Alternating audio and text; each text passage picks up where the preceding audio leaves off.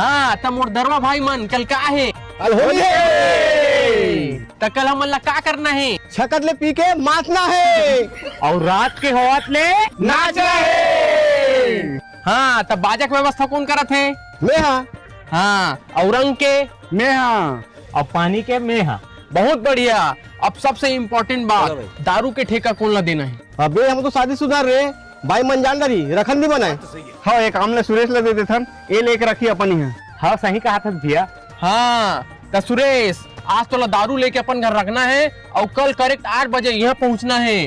हाँ दारू की व्यवस्था वाला सबसे बड़े माहिरों में हाँ। Very intelligent. तो चलो सब कल मिलथन।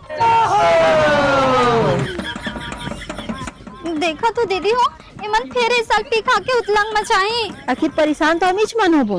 हमारे यहाँ तो छोड़ो नहीं मत जा दीदी, उल्टा तहीच मार खा जाबे। अरे तो करन